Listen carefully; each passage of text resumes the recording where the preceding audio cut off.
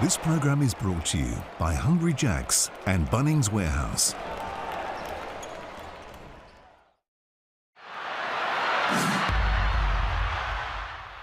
The NBL is absolutely flying, and I'll tell you what else is flying. My Bet With Mates group, my NBL Bet With Mates group is airborne at the moment, and yours can be too. All you need to do is get your mates together, start a group, bet together and share in the moment. And what you do when you have those nice wins, you share with the emojis. You get some of those smiling, some of those cash bag emojis. That's what you got to do on the NBL. So get involved. As I said, get your mates together, start a group, share the moment, bet together. It is fantastic. It's the way I'm enjoying the NBL this year. If you're doing so, gamble responsibly. You know the score. Stay in control. Gamble responsibly.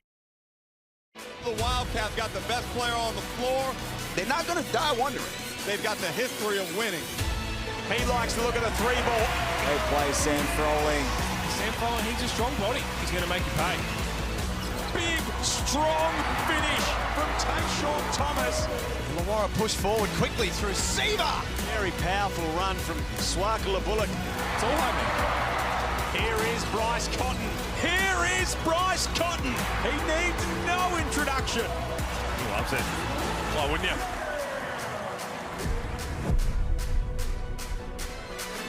It is New Year's Eve and we are starting the party early. Who needs champagne and fireworks? Hungry Jack's NBL double dose of dunks and drama will give us all of that.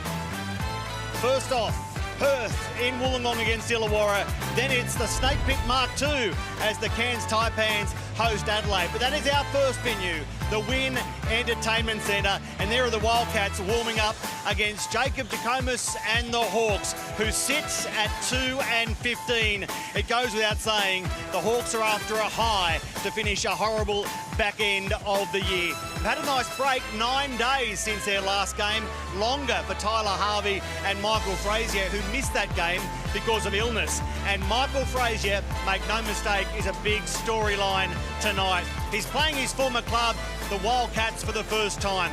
Last year, his tenure was marked with uncertainty, week in, week out. He was described as a dead man walking, but he held his class, he battled through, and tonight he plays his club for the former time. I'm just grateful to be here. You know, the coaching staff and the organization have put their trust in me, and, you know, for me to answer the call and have the opportunity, I've tried to run with it, and everybody here has been great, you know, believing in me and, you know, having confidence in my game, and, you know, it's showing. Yes, against his former club for the first time, the Perth Wildcats on Tuesday night went down against the Brisbane Bullets in overtime. Now that snapped a 4-game winning streak for John Riley and his men. They need to get back in the winner's circle quick smart, because they are only just on the cusp of the play-in tournament at 9-8. So they are clinging to 6th. Their three-point shooting against Brisbane was down. Their free throw percentage was horrible. They don't do against the bottom teams what they're able to do against the top teams, and their coach knows that's a problem. What I would say is we got to get out of the rut of playing to the level of a team on the ladder. If you look at our record overall, we rise to the occasion against the teams that are above us. And we make ball games out of these teams that are below us on the ladder. So that's something that we certainly need to address and come out, you know, with a more dogged mentality to that.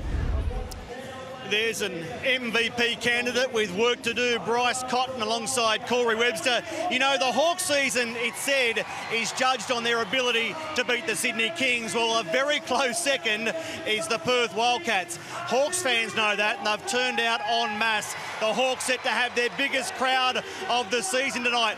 These teams last played back in October. Perth won it 77-71, but it was one shot the difference entering the final minute. As we say good evening to Pete Hooley, Jenny Screen and John Casey. Will it be that close again? Good evening to you, Matt. I think it will be close, and Bryce Cotton, anytime he's involved, Jen, it is exciting to watch. Oh, it is indeed, and he's been sublime all season. I think we almost forget about him, Hills, because he's in the West, and we spend so much time about Cooks and also Mitch Creek in terms of MVP talk. But on Thursday night, he was great. The ball was in his hand when it mattered, and he's going to have a big one tonight, no doubt. And Pete, you've been there, done that. When teams go up against their former teams, or when players do, like Michael Frazier is tonight, that's going to be interesting for him. But certainly Cotton is right in the frame for the MVP again. Yeah, we're going to touch on that as the game goes on. I think he's just a victim of his own greatness because we keep expecting this and he keeps delivering. Look at his numbers compared to his MVP seasons, and he just continues to get better.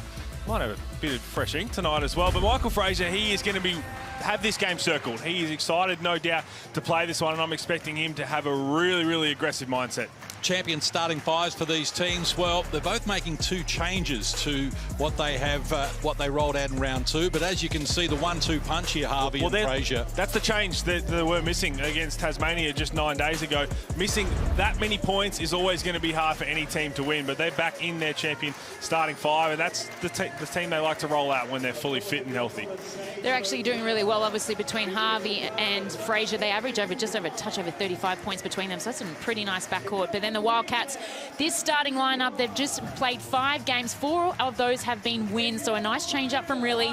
I'm looking forward to the battle with Thomas. I love the way he plays. Manic, he needs to step up tonight. Set to go, New Year's Eve. Thanks for joining us here on the Hungry Jacks NBL. And we start the game with the Hawks. First use of the ball, and they get Harvey in the corner. What a start for the home team. What a tremendous start for the Illawarra Hawks. Firstly, Michael Frazier gets a touch and he finds Tyler Harvey in the corner. That's going to feel real good for Tyler Harvey. Just 36% on the year. We know once he hits his first couple, good things can happen. Wraparound pass for Cotton, almost took Deshaun Thomas's head off. Webster gets it now. Shakes Seaver. Now wants to try and push his way forward. Ball landed with Thomas, who must fire. Shot clock expiring in the background, and Deng puts a stop to it. Seaver, quick outlet pass, showed too much of it to Travers. Not a lot in support initially, so slows it down, as does Webster. Back to Travers. Bryce Cotton for the answering 3. Caught it short, and the Hawks get after it. Well, 2 things there. You can't leave Bryce Cotton just have a little bite on that if you're Michael Frazier. You dodge that one, but Corey Webster's got to shoot that ball. That's not a bad shot in transition when the defense isn't set. When you brought in to be another offensive option in this starting lineup, that's got to go up. Deng hands over. Shot clock to 5 for Harvey, who bustles into the paint. Couldn't get a good shot away. Deng keeps it alive, though, and goes back to work. He couldn't finish it, but Froling does. They've scored the first 5, the Hawks. Nice to see the big fella get in on the action as we see a nice transition bucket here, potentially for Manic. That's a way to get in the game early and get his confidence firing. But for Froling, his last 4 games have been pretty epic. 18 points at 50%, plus the 6.8 rebounds as well. Deng, pretty lucky. He should have probably popped it to the corner, considering Harvey had just now won, but the big fella following up there with a nice finish for the Hawks. Lucky is right, because not only do you look off one of your leading scorers in Tyler Harvey, he just knocked down a 3 in the exact same spot. Well, Tyler Harvey put his hands in the air a little bit as well. So Manic makes both after being none of 5 in 19 minutes in the loss in Brisbane on Tuesday. He's on the scoreboard first for the Wildcats here. 90 seconds played on New Year's Eve.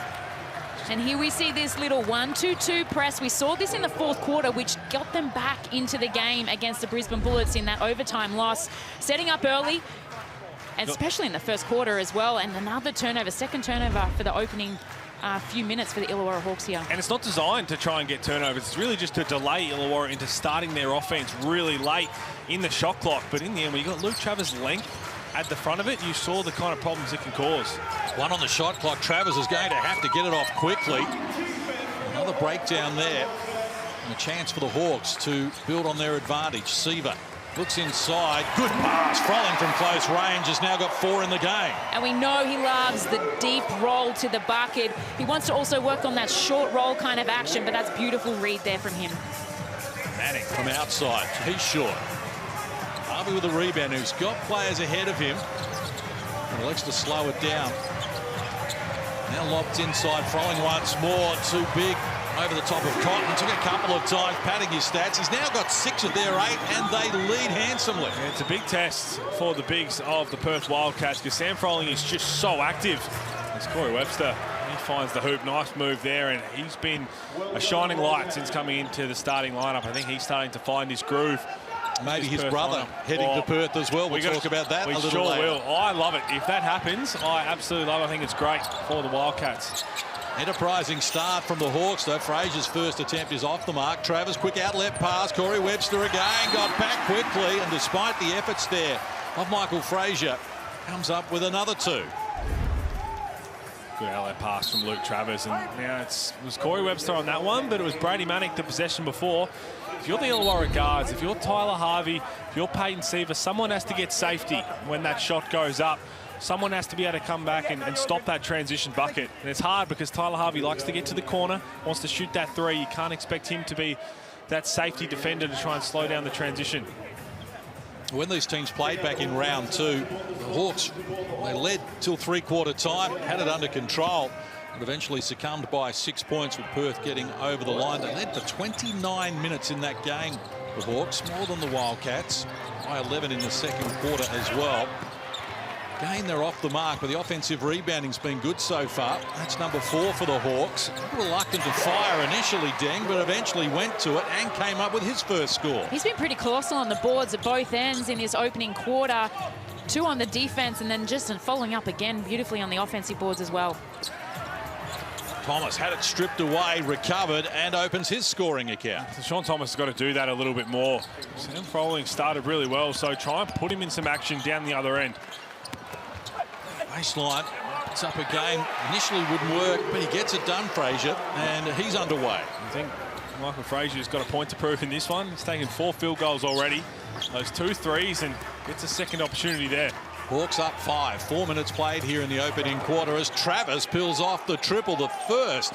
And it's nice to see him hit his first 3. He went 4 of 4 from deep against Brisbane the other night. Obviously only played the 20 minutes. Huge talking point that he didn't hit the court in overtime, but good start for him, and an even better one from Fraser at the moment, Hulls. Well, this is what he does. He's an absolute bull, Michael Frazier, and he looks locked in, man. Look at those eyes. He would have, as soon as he signed the contract with the Hawks, he would have found when is the next time that they play the Perth Wildcats. We all know what happened last year, and look, he would look back at his own form and he wouldn't have been happy with the way he played, but things didn't go the way that Perth wanted last season as well. So he's happy to be back in the NBL, and he's been tearing it up in a Hawks jersey. Scored only above 20 points once in 19 games with Perth. He's done it 3 times in 6 games for the Hawks as we go courtside to Matty Russell. Yeah, Michael Frazier, plenty of interest in him playing Perth from the West this week. Journalists seeking his thoughts, but he politely declined, saying he'd prefer to let his basketball do the talking, and so far it certainly is. Interestingly, he deliberately timed his arrival to the venue inside an hour of tip-off, preferring to stay at home and get his mind right. This is a big game for Michael Frazier. Make no mistake, as ding goes the length. He's been impressive now with 4 points in the game. Here's the aiming replay. Deng. And this is what is good about this Illawarra Hawks lineup, because even Sam Froling, any one of the 5 who get the ball on the break can push it and do whatever they want. Deng has had a really promising start, and I'm glad John Riley's called a timeout, because defensively they've been poor in this first 4.5 minutes. Well, let's hear from Michael Frazier. He spoke pre-game to Matty Russell about the Hawks' chances of getting a win tonight. Obviously, they got, Bryce Cotton over there, who's, everybody knows he's a great player in this league. It has been for a long time. So I think that's really the key tonight, making sure, I don't know if we can stop him, but at least trying to slow him down and make it tough for him. We're about to start a new year. What are the Hawks playing for in the back end of this season? Trying to win every game. The goal doesn't change. We want to win just like everybody else does, and that's the way we prepare. The energy of the team has been great, regardless of what the record is, and that's what we're going to try and keep doing. Congratulations on your great numbers since joining the Hawks. What are your hopes and plans for next season? Might you still be in the NBL? I don't know. I'm not looking that far. We got a game right now, so I'm focused on that, and I'm just trying to take it one day at a time, and whatever happens, happens. Well, Happy New Year's. Are you the sort of bloke who sets a New Year's resolution? Nah, I try and live every day like it's a New Year's resolution. Good advice. Enjoy the night. All right, thank you, man. Happy New Year. Michael Frazier there pre-game, and it's certainly enjoying his time in Wollongong. Oh, he should, with the numbers that he's displaying for them, even on the bottom of the ladder, Hulls. What they can do is they've showed throughout this season they can match it with the top 4 teams of this league. So whilst they may not be able to push for the top 6, they ultimately can shape it. Oh, they can, exactly right. They can spoil a lot of parties down the stretch. That's something that you can look forward to and really get yourself up for games. And in a game like this, Michael Frazier playing his own team, if you can put a dent into Perth Wildcats' hopes of getting to that play-in tournament, that'll be as much of a win as it can get. Manick off the mark once more. And now Seaver leads the charge back up the floor. Hawks up by 7 here. Scored the first 5 and have led exclusively. They double team Froling now. Skip pass outside, good first step, nice body work as well. Couldn't finish it there, Fraser. That was such an unfortunate opportunity there not to find the bottom of the net. The ball movement, the inside, Perth trapped that against Sam Froling, which allowed the kick out and then that great penetration. Just unfortunate they missed that bucket there. Webster, he drills the triple. Oh, he's been locked in, hasn't he? His last 5 games, apart from that donut he had 2 games ago, he's been 16, 20, 22 and 26. And that's something Perth was screaming out for in the first half of the season, was just another consistent offensive threat to go along with Bryce Cotton's greatness. I think a lot of us thought it was going to be Luke Travers this season, and he's shown it in spurts. And the other one we thought was going to be Todd Blanchfield. They both have been inconsistent, and now Corey Webster into the starting lineup. It's been a bit of a revelation. Webster on cue, shares it. Travers has already hit a 3. This time can't connect. Manic the offensive rebound. It's the first in the game for the Wildcats as Thomas from close range gets it done, draws a foul. Great movement from Luke Travers. Firstly, for him stepping in and shooting the ball confidently, if he is just making anywhere around 35%, that's a massive tick. That's what everybody wants to see. But the movement after that and a good little pass jump off to Sean Thomas. And you mentioned that was the talk after that Brisbane game. He had 15 points and 10 rebounds in just over 20 minutes of play. Didn't play in the overtime period. I understand that the rest of the lineup got them back into the game, got them to overtime. But for a man who had performed that well, that efficiently, and shot that well on the night, you had to find a couple minutes for him. And that's where you think hindsight is bliss and you get these opportunities. You know, John really came out and mentioned that, but he obviously went with the 5 that he trusted in that moment. Yes, he probably could have made a substitution considering that 5. And, you know, claw back that 12-point deficit. But, you know, that's what sport's all about, isn't it? Damned if you do, damned if you don't, yeah. John, really, because if you sub him in and you end up losing the game like they did, everyone's saying, why'd you do that? Shot clock at 5. Get something happening quickly here, and they do through Mango Mathiang as we go courtside to Matt Russell. Yeah, that last time out case, John Rillie, Perth coach, said it's all right to go up and down the floor, boys, that's great, but it means you've got to play defence and it means you've got to rebound. When he called the timeout, the Hawks were leading the rebound count 10-1. And then we know that's an area that they've struggled all season in terms of winning the rebound count. And for me, the key to the win for the Perth Wildcats tonight is win the boards. They've done that in their last 2 games, even though they come across that loss against Brisbane the other night. But they've got to be colossal and they've got to do it collectively as a unit. But your chance to win the trip of a lifetime to the US for you and a mate to meet Shaquille O'Neal. Flights, accommodation and spending money included. Enter now via the QR code. And with the rebound, it's not the be-all, end-all, but when you've given up 6 offensive rebounds in the first 6.5 minutes, that's not good. They're danger signs because they're second opportunities to a team that now has a good offensive flavour about them. Wagstaff gets it to Cotton. Quite so far, just the 1 shot for Bryce Cotton. And we played almost 7 minutes, so he fires now. It was worth waiting for as he opens his scoring account. Oh, Bryce Cotton, we saw his stats pre-game. Just under 24 points a game, leading the competition. 4.7 assists and shooting the 3-ball at 37%. He's automatic at the free throw line. And again, I think we've just come to expect it, that we so often forget about how great this man is every single year, nearly every single game. Shot clock at 3. Oh, nice finish. That was actually really good defense there by Todd Blanchfield. As you see, Fraser locked in. He is a man on a mission tonight, but that was just better offense in that set. Well, what did Michael Fraser say to Matty, that he's going to save his talking for the basketball court? Well, he is doing plenty of that with the ball, but he's also doing plenty. That's a great pass from Bryce Cotton to Sean Thomas. Good awareness from Thomas as well. Bryce Cotton got through about 80% of that shot, and so often you think that's going up. A little dump-off pass. Here's Deng taking on Wagstaff. Shares it with Harvey, who fires, falling to the floor and gets it done. It's Kit 2 of 2 from deep, the only 3s that they've come up with, the Hawks, and they're back in front by 2 as Blanchfield misfires. Blanchfield coming back to his old club as well, played Illawarra Hawks. So he loves playing the Wynn Entertainment Centre as well, but this man, he is come out with a real point to prove, and he is talking the talk, and he will wish he had that one back.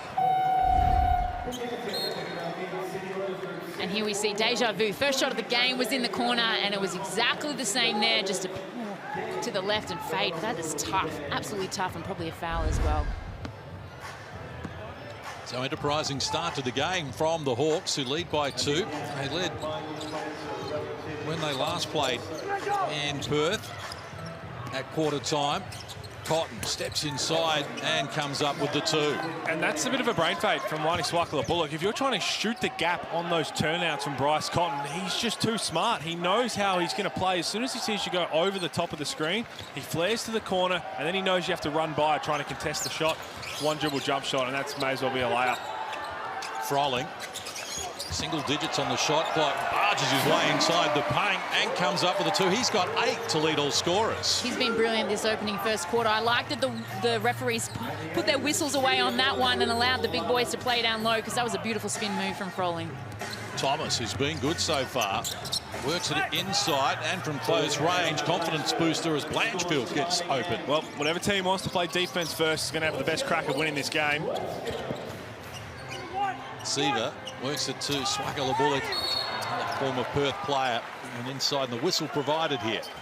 Well, the previous play was a flop warning on Jesse Wagstaff.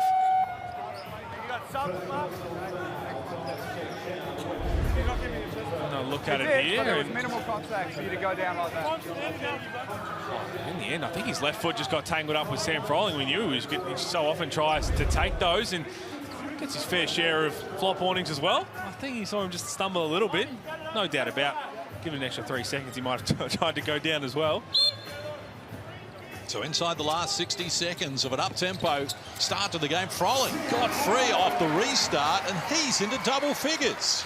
Just too easy there from the Illawarra Hawks. A nice little back screen inside the keyway. Perth have got to tidy up. It's been the issue all season, their inability to play defense or guard the one-on-one. Nice finish from Blanchfield, off balance, but gets it done. And now the highest scoring first quarter of the season for the Perth Wildcats, who only won 3 first quarters out of the first 14 at the halfway stage. First in the competition, but mixing it up here with the Hawks. Foul called on the Wildcats. It's going to be on Mitch Norton, his second personal. I'm loving the intent and the purposeful penetration for the Illawarra Hawks. They look locked in, and then on the catch, they're already looking to re-penetrate off the first penetration as well, which already puts Perth Wildcats on the back foot. And we talk about Michael Fraser having this game scheduled. As a team that's not playing for a whole lot in terms of finals appearances, they'd want to win this for Michael Fraser as well. Really go out there and send a message to the Wildcats, kind of put a dent in their hopes to have a crack at it towards the end of the season. As Tyler Harvey comes up short on that one. Here's Webster. All about going quickly. And slow it down here. The shot clock not in effect, so chance for the Wildcats to retake the lead as Webster takes them on, works into the paint, rattles around, wouldn't fit for him, but it's knocked in by Machuk. So the Wildcats, with their best first quarter of the season, have taken a 2-point lead. Quarter time in Wollongong, it's Perth 30, Illawarra 28, here on the Hungry Jacks NBL.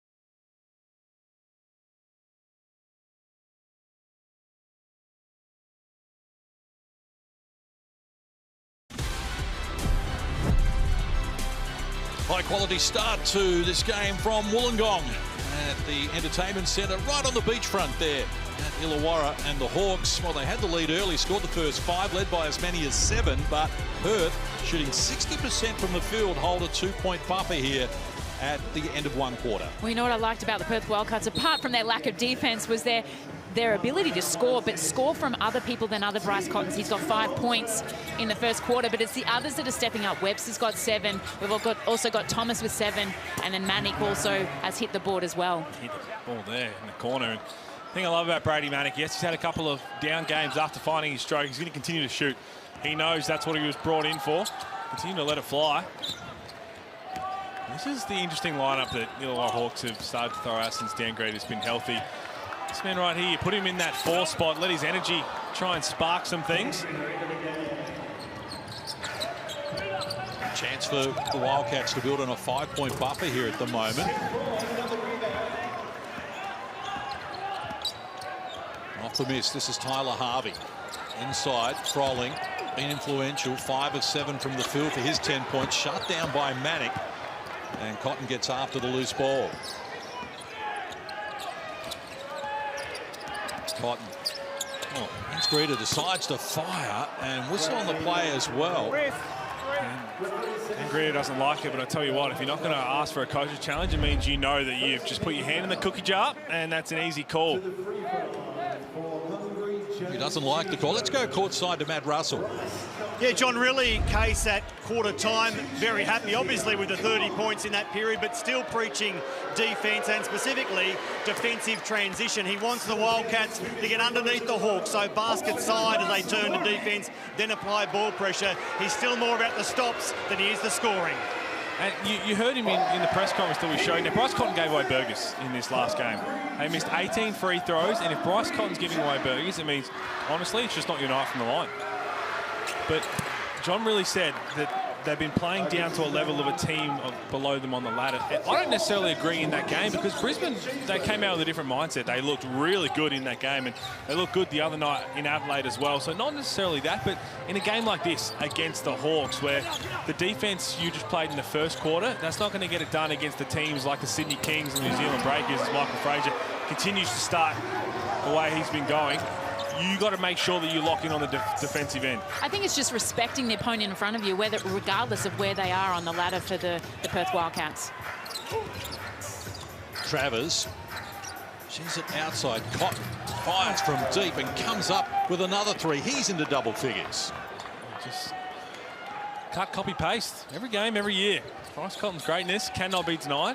And I like that we're starting to almost think of him as that surprise MVP contender. And the one thing I will say about the MVP award, now that we're getting to the business end of the season, as we look at the Amy replay, Michael Fraser did that in the first play of the game.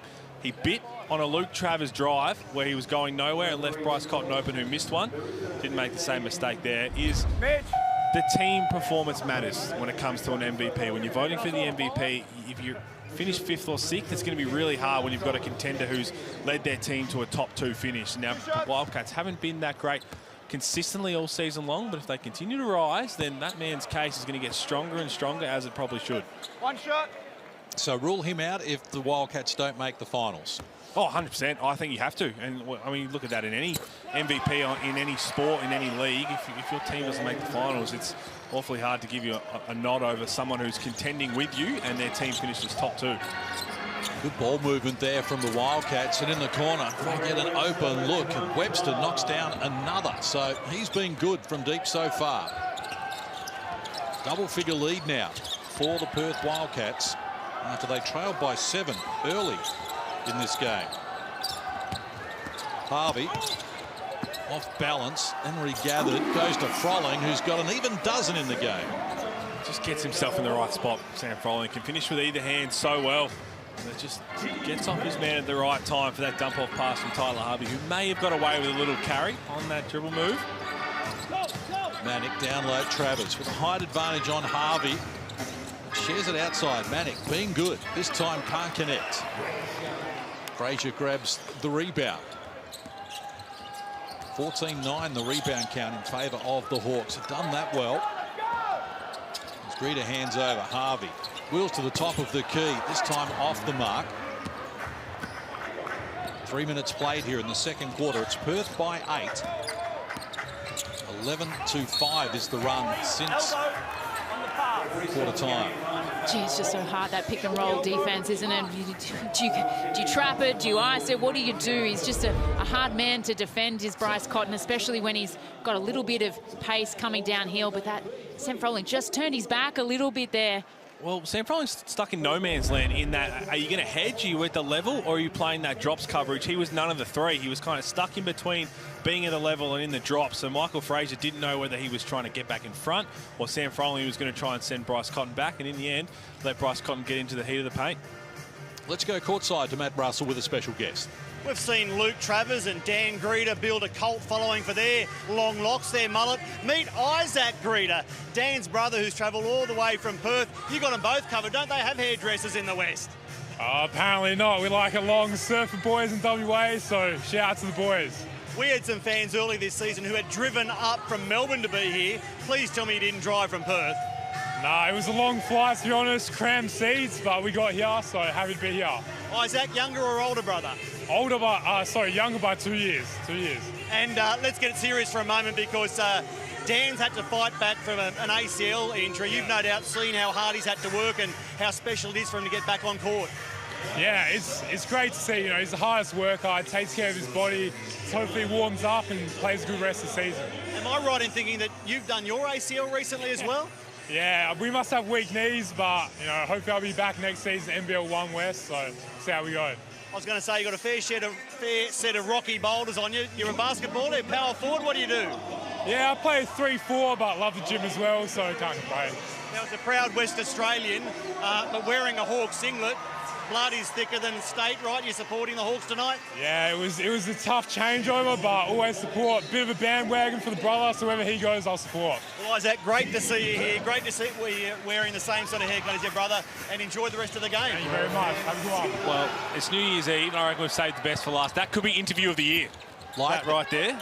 Shout out the boys, Case. Oh, if that is an iconic Australian right there, the Greeter brothers, I don't know what is. Hawks will maintain possession here. It's been hard work for them in terms of putting points on the board since quarter time, though. And I always wonder where Dan Greeter got the inspiration for his locks. I mean, I've loved it. I've loved watching his mullet grow over the years. Luke Travers as well. Headband, I'm not sold on the headband, but we'll go one thing at a time.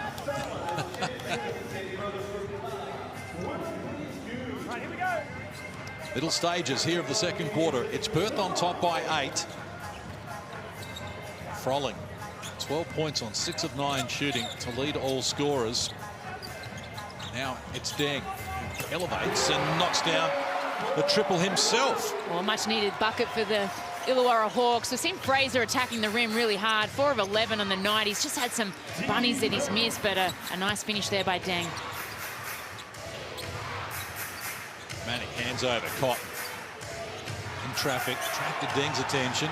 Ball down. Now he's got 2 on the shot clock. Needs to get something happening quickly, and it's deflected out of court by Harvey, and the Wildcats got 1.2 to get it working here. That's the way you got to defend the ball screen, the way Deng did it. We looked at Sam Froling. He messed up the one before, stuck in no man's land. Deng went right out to try and contest it and ended up just switching, staying with it, nearly forcing the turnover. This is Thomas firing. Heard the shot clock in the background. It was well short, and now Seaver, another chance here for the Hawks. They've scored the last 5. Looking to go back-to-back from deep unsuccessfully there, Deng. He did a good job against Bryce Cotton back in round 2. Restricted him to 13 points and 1 of 7 threes, while pulling down 12 boards himself. As Manick measures the 3 and comes up with another. And Jen, as I say that, Deng trying to do the same thing, getting stuck on that hedge, and he let Brady Manick pop to the 3. Someone has to go and rotate. If Deng is worried, if you're worried about Bryce Cotton in the ball screen, which you should be, somebody has to help the bigs who's trying to do their job. Fraser in traffic, Manick grabbing the rebound. And a chance for the Wildcats to build on an 8-point lead as Travers gets it back from Manick. Works inside Froling and takes it at them hard and draws a foul on Seaver. Going to be his first personal. Hard take at the rim there by Travers. Peyton Seaver just getting lost on the offensive end, as we see here on that pick and pop action with Manick. We know that's what he's going to do. He's ain't a roller. But then Travers getting the respect on the closeout of the three as he fakes it, rips it hard, and Peyton Seaver just getting caught out on not in rotation. I didn't know Peyton Seaver had hops like that. I think he was a bit upset with himself. He wouldn't say, didn't meet him at the rim. Made him just made him earn on it. takeoff. Luke Travers, 76% from the free throw line this season. Breaks both there. And the margin of gain into double digits. Middle stages of the second. 16-8 is the run in favour of Perth since quarter time. The offense has just been spluttering here for the Hawks. Frazier hands over back to Seaver. Shot clock to red numbers now. Looks inside. Good movement there from Mathiang, will get it going. That's fantastic patience from Mango Mathiang, not to try and force on that little jump shot. Had a little bit of an up fake to get Luke Travers in the air. Didn't stay down, and in the end, you just punish it home. Cotton found a way through. Couldn't finish it, though, but gets the missed shot and knocks it down and draws a foul. Well, if you're Jacob Jackomas, you'd be pretty frustrated right now. They came out with intent on the defensive end in the first quarter. As we have a look at this beautiful pass from Peyton Seaver, who spoke about the composure and poise there from Illawarra to find the bucket. But down on the other end, Bryce Cotton comes from out of court potentially to take that one and gets a three-point play. So up to 13 now. That was the tally he had for the entire game against the Hawks back in round 2. Pushing up the floor as well. And the Hawks need to find a way here. They're down 11, game-high margin. And from close range, they do get it done. Really smart take from Peyton Seaver. Made the play before from Mango Mathiang, we saw here. Quick right to left crossover, and the way he got cut back into Todd Blanchfield's body right there. Made sure he was off balance, trying to contest that, got the and-one opportunity. And for the Hawks, anytime it looks like Perth's going to try and break this game open, they make a play just to hang around. 22 of 25 from the free throw line. Peyton Seaver at 88%. And excellent. And the margin is 8. A little over 4 minutes out from half-time. Thomas to add to his 7-point tally from quarter time. Back to Cotton. Now Thomas on cue does just that. That was well worked. And Thomas continues to improve the longer the season goes.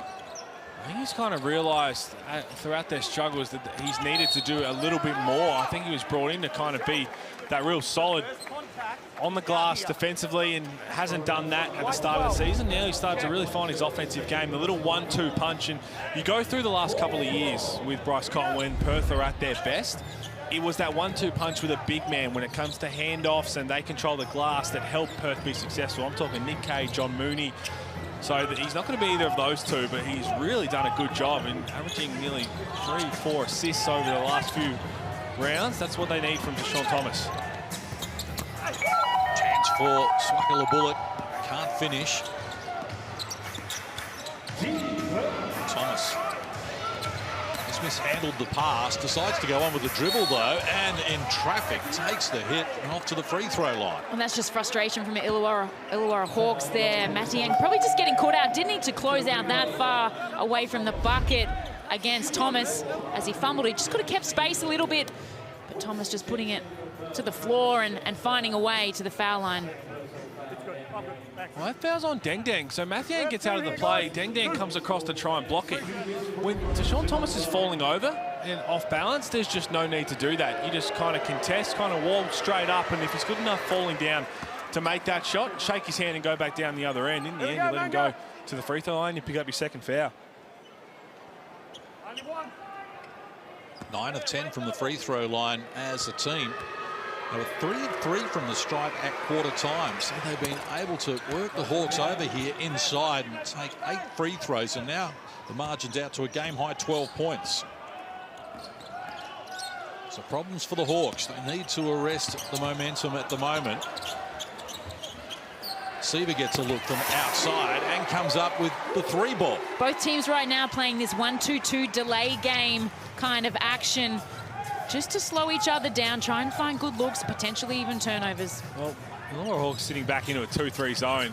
It's not a bad option, but you've got to watch out for that man right there and Corey Webster. And the other thing is it's hard to rebound out of. So they dodged both bullets against that.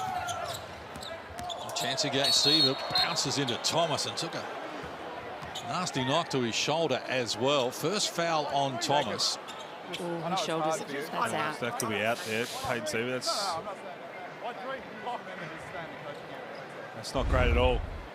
Because we know he hasn't been scoring the ball, but he's a terrific passer, and straight away grabbed that shoulder and he's going to go back to the rooms.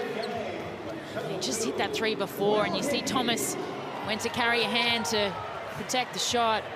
And Seaver had other options as he put it to the floor, but ran into the wall, and I'm tipping that's an AC joint right there. Yeah, that doesn't look great at all. That's not as bad as it looked. As Dave Hickey checking into the game, and he's been a shining light over the last few rounds as well. It's Harvey can't connect.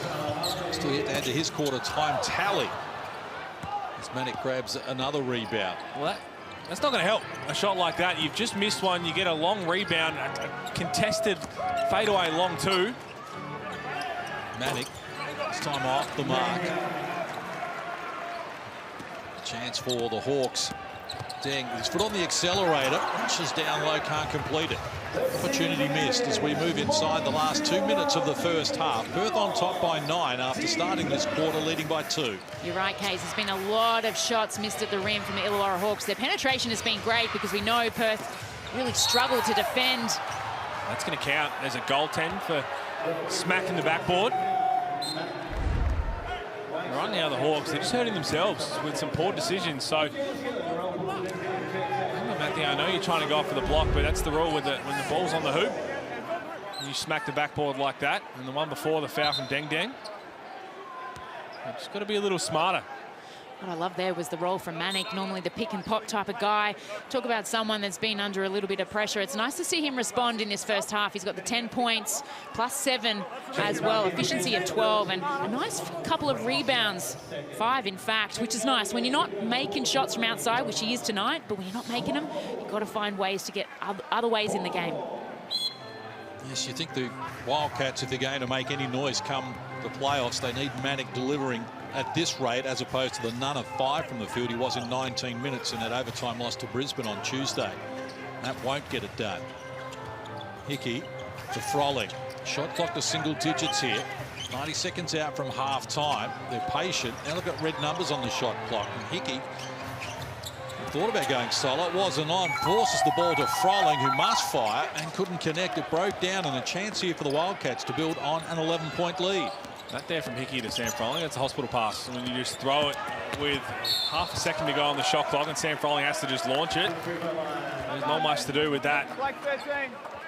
There's a lot of disjointed play by the Illawarra Hawks on the offensive end right now, and their defense isn't that tidy either, and Perth are just having their way with it isn't a 3 ball or a penetration. The nice thing about the Wildcats right now is the scoring distribution. They've got 4 players in double figures. Webster, Cotton, Manick and Thomas, all plus 10. It's going to be hard to guard in the second half. Don't forget your chance to win a guaranteed $50,000. Enter now at nbl.com.au/legends for your chance to win the Latrobe Financial Competition. So Brady Manick now with an even dozen. That includes 10 in this quarter out of the 27 that the Wildcats have come up with. Through that breakout game in Adelaide where he had 25 back in November, and we thought if he could bring that to the table on a regular basis, then Perth were back in town. But after starting the season well, the Wildcats, they won their first 3 games, but since the middle stages there, they've been on a 5-game losing streak, and as you mentioned, they won 4 in a row before losing in overtime in their last game. Well done, Hickey, to keep that alive. Fraser gets another opportunity here. And the pass inside goes astray, and Manick has it. So self-inflicted wounds here from the Hawks at the moment. The Wildcats can't make them pay. And here's Harvey. In the corner, Frolling. Skip pass is a little too deep for Fraser. Shoot it, coach. Oh. That's a chance. He was open. Comas. Turnovers they just can't afford, really, the Hawks. Here's Wagstaff to take on Froling. This is back. Manning has been busy, continues to be good as well. So he's now got 14 to take over as the game high scorer. Been great, Brady Manning. 4 of 9 from the field, continues to stay aggressive. 5 boards as well, big first half. Another good quarter from the Perth Wildcats. Nice range, Hickey can't get it done, and now a chance for Webster. 30 in the first quarter for Perth, and they're going to have more than that in the second quarter, and they get to halfway here with 61 points and a very, very impressive lead. So it's a 17-point ball game after leading by 2 at quarter time. Margin has ballooned out here to a 17-point lead. The Hawks have got problems. Well, they have. Again, just defensively, once it dried up on the offensive end, teams so often have to rely on their defense. They couldn't do that in that second quarter, and Perth has blown this game wide open. Well, let's find out a little more now with a feature on Mango Mathiang from the Illawarra Hawks. His name is Mango Mathiang. Mango works hard underneath and comes up with the bucket. Well, Randall tried to snatch it away from Mathiang, who was just playing with him and threw down the dunk. I started off playing footy, and I used to look at basketball. Used to be like, nah, basketball's for, for wimps.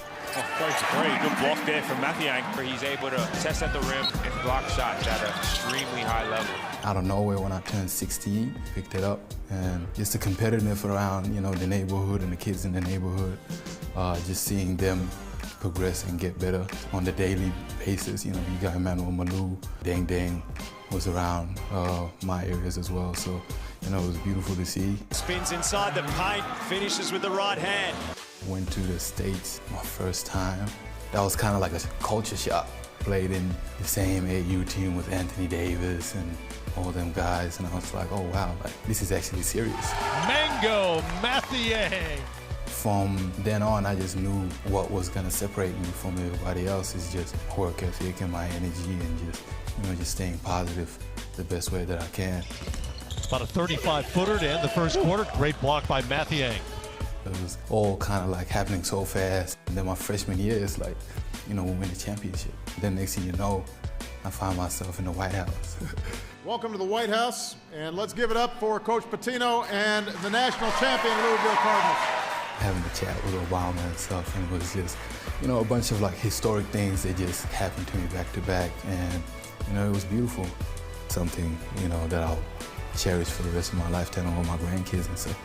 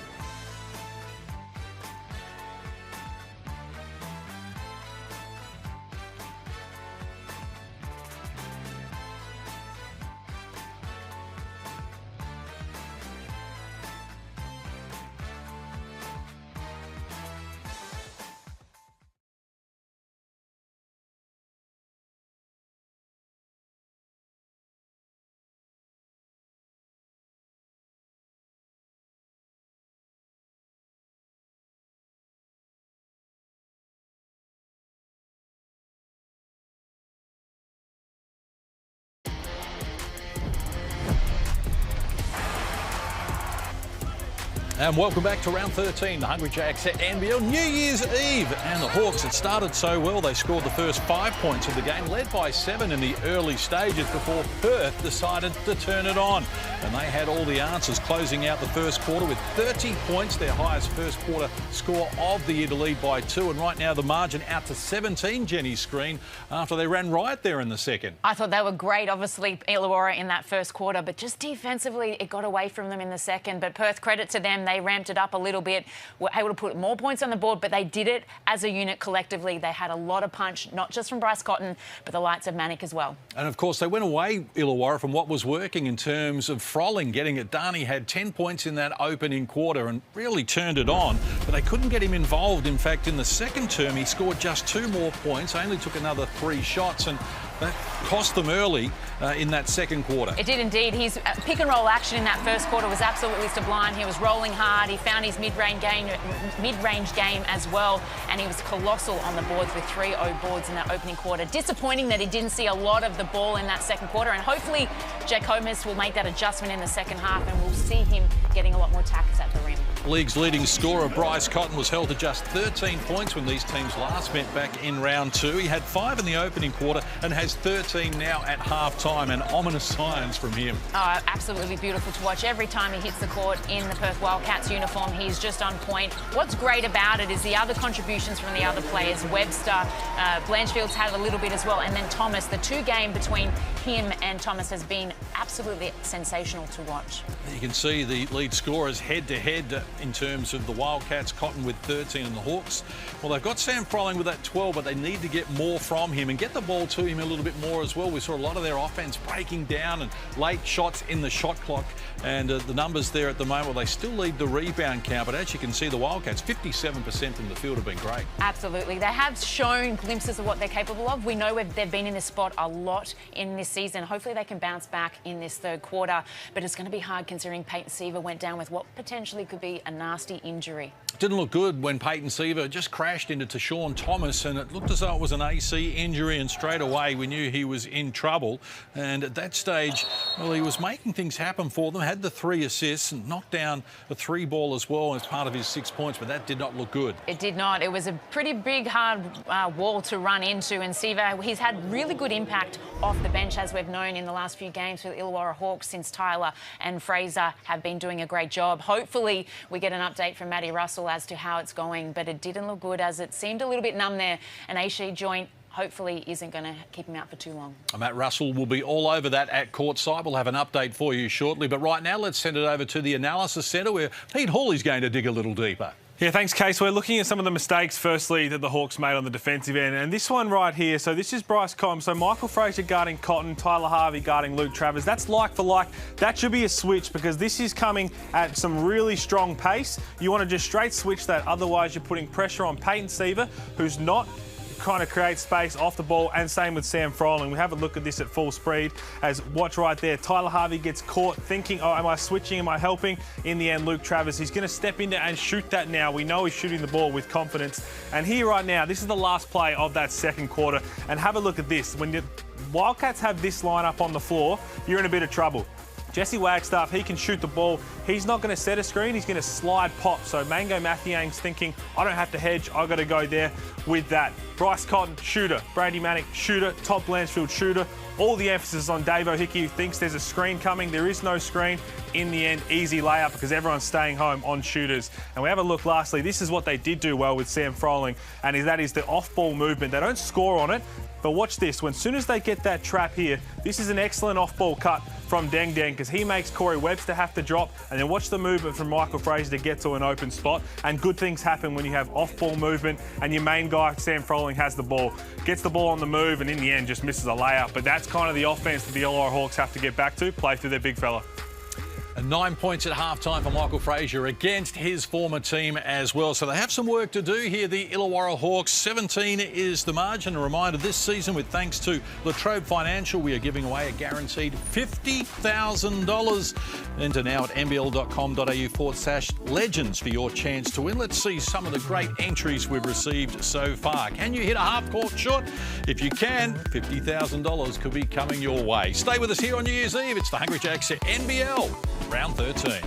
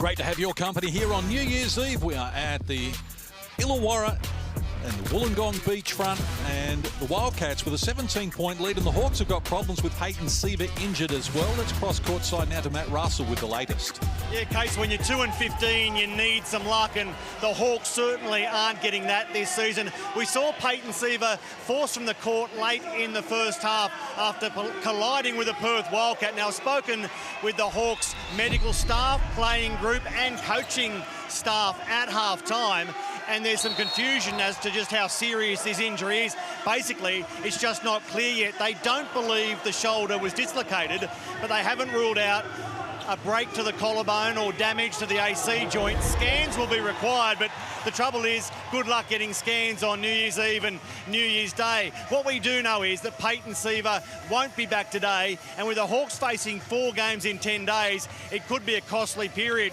Remember, Justin Robinson went out of this season after game 1 to that knee injury. Then they brought Peyton Seaver in as a shooting guard, and he looks to be gone, certainly for tonight, maybe for the short term. Let's keep fingers crossed that it's not long term, but no Peyton Seaver for the rest of this one. And we know George King, who started against Perth as well when these teams met back in round 2. He had 25 and hit 5 of 8 threes. So he's had injury problems and had to depart as well. Well, look, I mean, they take a lot of responsibility for the way they've gone about it this season and not delivering when they've had chances. But from the very first game, your star signing, your star import, Justin Robinson, got hurt, and it really threw things out of whack, and it took him a while to get Peyton Seaver back in, and George King had his struggles to find his feet, and then he ended up leaving, so they've been up against it, no doubt about it, and that looks pretty disappointing there for Peyton Seaver. Hopefully it's not season-ending, but the way he grabbed at it straight away, and yeah, it's not great at all. So Wani Swakala-Bullock starts the second half in the absence of Seaver. Can't get the shot to fall there, as Perth revert to their original starting 5. Shot clock rolls to 6. Cotton in traffic. Worked away half through there. Couldn't finish it though. So a chance for Frazier. Against his former team. Had 7 points in an enterprising opening quarter, but just 9 in the game so far, and looking to get busy here as he marches down low and comes up with the first score of the second half. And that's a nice way to start, considering that second quarter. He had a few good looks in that second quarter and just wasn't able to finish. And that's what would do him good for his confidence, considering he's shooting 5 of 13. Travers, baseline, confronted by Harvey, who went down quickly. And easy 2 for Luke Travers. Really strong take and a really smart take from Luke Travers. In the end, dang, that's a really good closeout. Closeout short to Luke Travers to make him think about it, but he also hedged towards Brady Manick, which would have been an easy one more pass. Brady Manick wide open and put the ball on the floor and just made a better play. Deng knocks down his second triple. He's in the double figures, the 3rd Hawks player in that category. Perth has 4 in double figures. So the margin 14 as Manick comes off the front of the rim. Frazier pushes it quickly up to Harvey. Looking it's Travers. Froling rolls to the hoop. Deep pass, had too much on it. Did well to keep it alive from close range. Swakala-Bullock can't convert though. He's now none of 3 from the field. First 2 minutes of the second half. Webster exploring. That's 7 of his 12 in the opening quarter. Thomas, he too is short. Ball comes to Travers though, and frustrated Hawks coach Jacob Jackomas just wanting his players to find a little more energy here at the moment. Shot clock to red numbers. Cotton fires. He's off the mark. You saw there, Bryce Cotton, he kind of signaled for Sean Thomas to get out of the way, let him try and go one-on-one and Swakala-Bullock. Here's Harvey stepping back for the 3. It's short as well. Harvey just picked up a flop warning as well on that previous play against Travers, as we suspected. Now Travers showed them the 3, but went to Webster instead. Shot clock rolls to 10 here. They go back to Bryce Cotton. 1 of 5 from the field since half-time, Perth. Nothing happening for them offensively. Webster looking to create. Tough shot, never looked likely, and Deng another ball. Credit to Illawarra at the moment. Their defense, considering what it was like in the second quarter, it's come out at half-time. A little bit more assertion, which has allowed some good looks on the offensive end and allows them to find the bottom of the net there. And whose hands was it in? Mr. Sam Froling's. And John Riley's not happy because he thought that was an illegal screen on the handoff, and he might have a really strong case. That's not going to help the cause. There'll be a quick timeout after this as Sam Froling's going to put a lid on it. Oh my, hello, that's a flat tyre. That is a flat tyre. Wasn't pretty. Just when they needed a bucket, grab some momentum and put some scoreboard pressure on Perth. Sam Froling just ran out of juice. Look, went to take off and then realised I'm way too far away. I've got a reasonable better contest, yeah. Oh, no. Yeah, but I've got two. That would have been a very quick timeout there coming. And I'll tell you what, Sam Froling, as he has a little bit of a laugh, that's not what you want to do, because no doubt Harry's watching. That's going to get clipped up and sent around the family for a long time. Well, the coach, Jacob Jackomas, won't be laughing about it. Because in all seriousness, they make that bucket, they're down by 10, they close the deficit a little bit more. They missed a lot of bunnies in that first half. It's almost deja vu, if you will, because they've had some good looks. They just haven't been able to find the bottom of the net. So one that got away there, and that could have just been the momentum swinger that they needed. They're going to have a look at the potential unsportsmanlike here on this play on Bryce Cotton. That would really double down that missed dunk from Sam Froling. Oh no, there's not much in that, you wouldn't think. He was out of position. Normal foul, there you go. So just had a quick little look at. I think the referee, from where he was standing, thought that there was a real grab after the fact of where Swackler Bullock wasn't going to be able to get back in front and kind of go up on the play. But that's why you have a replay center, have a quick look at it. Right call was made. We saw on Tuesday night Bryce Cotton, 11 of 15 from the free throw line, was able to get there with great regularity, and again tonight. So we have a fake warning for 3 minutes ago. That was the first stoppage we've had on this play. I know we've had no other stoppage. You'd be flat if you're Tyler So Harvey. we've had a fake warning for 3 minutes ago. That was the first stoppage we had. Fake warning, either or. And Tyler Harvey probably thought he got away with that. And there is Peyton Seaver, ice underneath the warm-up top. Cotton gets to the free throw line more than any other player in the competition bar one. It's taken now, including tonight, where he's taken 6 free throws. That's 121 on the season. Only Mitch Creek gets there more at the moment. The Hawks, Froling kicks outside. Swackler Bullock's overdue and comes up with his first score in the game. And that's the one thing that's let down Swackler Bullock so far this season. He comes across to Illawarra. He's a 3-and-D type player. It's all about knocking down the 3 when you're open and strapping up defensively. And that 3 just hasn't been there for him. Good start to the second half here from the Hawks. Perth just out of sync at the moment. Need a bucket. Travers provides it. My, oh my. Looks great. For someone that has been not ridiculed, but under the pump in terms of his inability to shoot from deep and hamper his NBA prospects. Beautiful finish. He's been locked in, if you will, not just tonight, but obviously against Brisbane as well when he went 4 of 4 from deep. All 5 starters for Perth now in double figures, and there may be another man who can score in double figures heading their direction. If you can listen to reports via ESPN, that Olgun Ulic is suggesting that Ty Webster is looking for a team in the NBL after parting company with Petcomspor from Turkey. He was averaging 8 points, 2 rebounds, 3 assists in his 12 games in Turkey, but his numbers here in Australia previously with the New Zealand Breakers in 2021 were impressive. We saw him unload 34 on the 36ers one night, and he hit 7 of 8 threes against Cairns on another occasion. He would be a very handy acquisition. And look, that 34 points was his first game, I believe, down in Adelaide. And obviously Corey's brother, and that last sentence is the key, mutual interest from both teams. And I don't mind it. And a lot of people are going to look at the way Ty Webster played in that year. Let's not forget that was the first COVID year for the New Zealand Breakers have to go through, where a lot of them had to go through and they kind of checked out. And there was actually a phenomenal documentary behind the scenes of that year that was shown in New Zealand, and it kind of really showcased everything they were going through. So yes, there was a lot. We struggled to shoot from the field in terms of efficiency, but so many times this year Perth have been screaming out for an extra offensive weapon, and whenever you bring in someone this late in the season, they're not going to play their traditional game unless it's a team that's desperate for that. So I think he's going to slot in nicely if that so happens. He's not going to come out and shoot 20 shots a game. I think he shot 25, maybe even a 30 attempted game. Might have been that 34-point game. He hit 58 threes that season at 38%.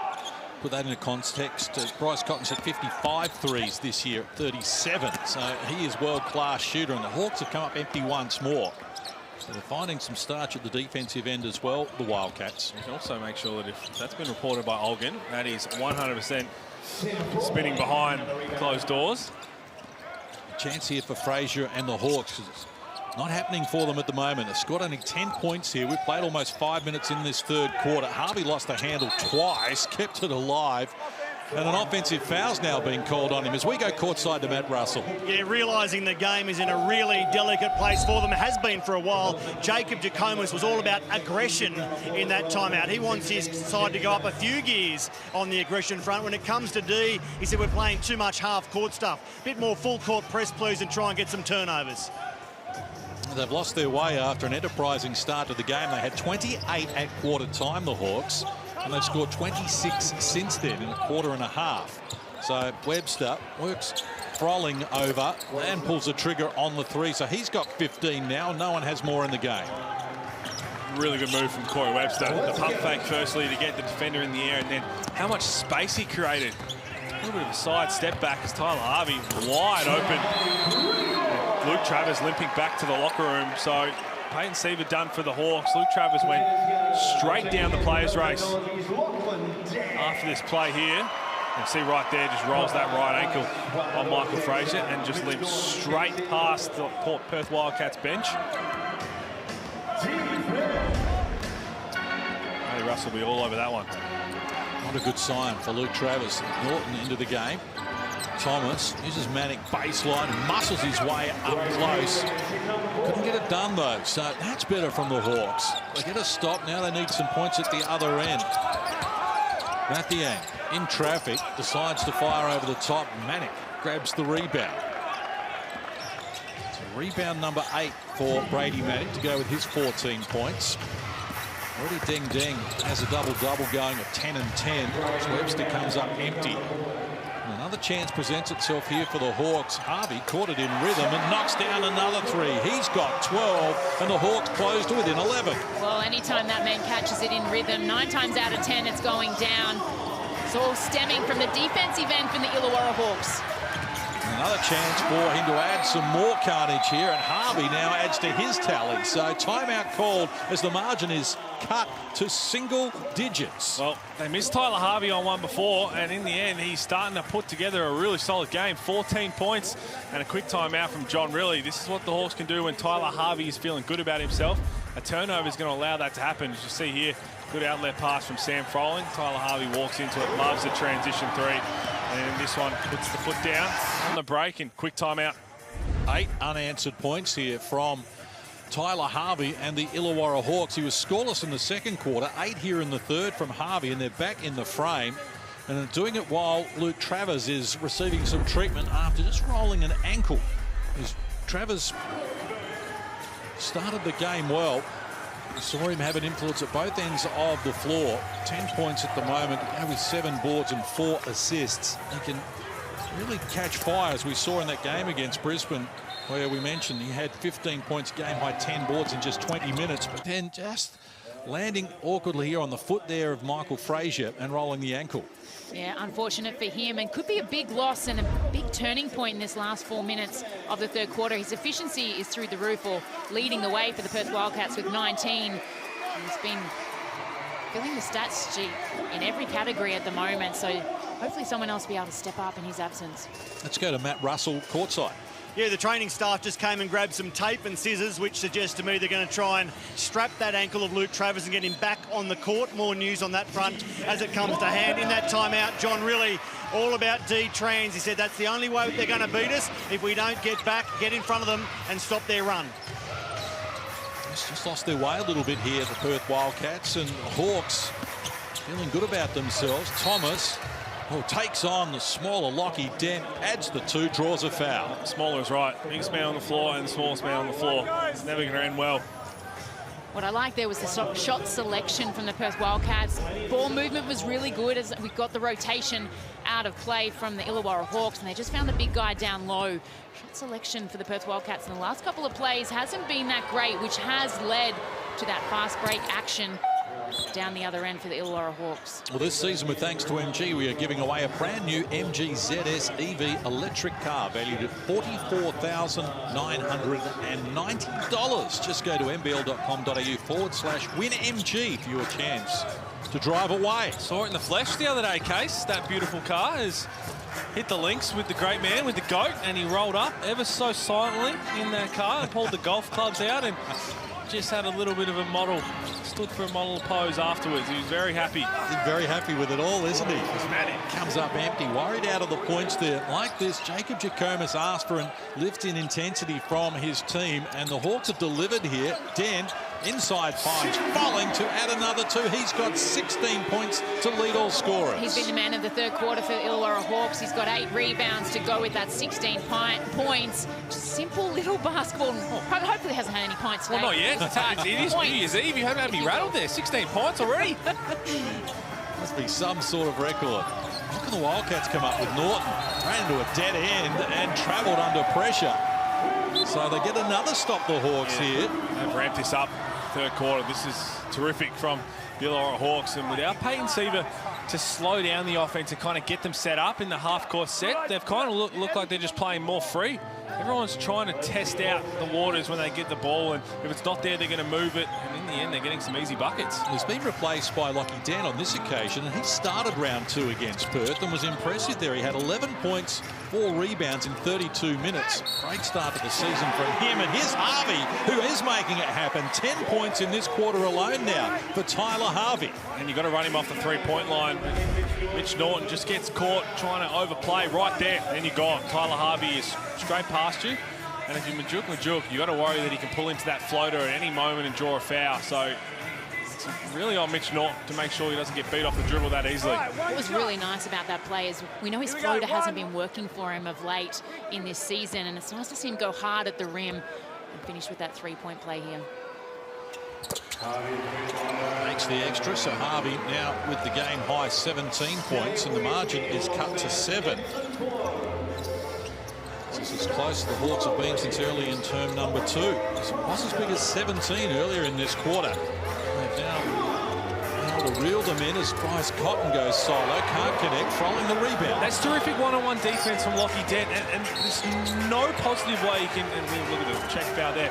When you're guarding Bryce Cotton, there's so much you try and think about, you can kind of overplay it, and if Lockie Dent, the one way I used to try and do it, otherwise you knew you're going to get fouled, is you sit on the outside hip and send him into traffic, and basically you think, my job's done. He's not going to shoot the three, and I'm going to send him into someone else's problem. You don't want to have to deal with it. That's what Lockie Dent did. He just sat on that left hip of Bryce Cotton, let him get downhill, and someone come across and help late and try and contest the shot. Job done. So 30 points in the first quarter for Perth, 31 in the second, and now 13 here in the third. Inside 2 minutes remaining. Harvey's been leading them a merry dance. Can't convert on that occasion. Blanchfield puts a stop to it. Norton gets it from Cotton. Goes back in that direction as they exchange passes. So it's a little more urgency about the offensive set now for Perth. Norton exploring, takes on Dent. And whistle on the play. Dent picks up the foul, going to be his second. Wasn't surprised here. Thought Corey Webster will be back in this game pretty soon. They need some offensive sparks. Sean Thomas has 14 points. He's on the bench. Luke Travers is getting taped up. Bryce Cotton getting a quick breather. I think a big fourth quarter coming for Cotton. Now it's Corey Webster's time to kind of steady the ship on the offensive end. 76% free throw shooter this season. Mitch Norton coming into this game, 29 of 38. Just opens the door a little here. And the fans on New Year's Eve get something to take home with them, and he's only teasing. It's a great way to ring in the new year. 17 free throws to Perth, 7 to the Hawks. In fact, make that 18 now for the Wildcats. 16 of 18 they are. Make sure they haven't fell back into the hole of last game. That was an anomaly. 18 missed free throws from any team at this level.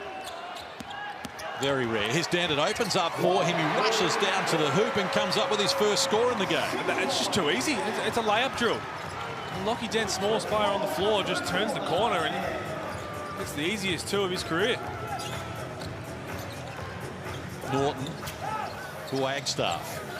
Left alone, so pulls the trigger. Can't connect. Mathiang with the rebound, so the Hawks getting it back on their terms here. 25 points to 14 is the run since half-time. Margin cut to 6. Now the shot clock at single digits. Harvey energized. Shane Blanchfield some tricks. Wants to get down to the baseline, high off the window, can't connect. Mathiang, the offensive rebound. He's got options outside, but wanted to go solo, couldn't get it done, and it's kept alive. And there we go. Great decision by Lockie Dent just to pull it out, get a breather with just under 2 possessions to go at the end of this third quarter. Deng decides to fire and knocks down the triple. He's got 13 points. Oh, boy. Big hit from Deng. Margin cut to 3. Perth looked to slow it down here for the last play of this third quarter, and a 17-point lead that they held in this term has evaporated.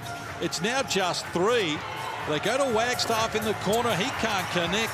Offensive rebound. Putback wouldn't go initially from Majuk. He's talked out of the points. And with a quarter to play, the Hawks fans are up and about. 17 down. They're now close to within 3. It's 75-72. New Year's Eve here at the Hungry Jacks NBL.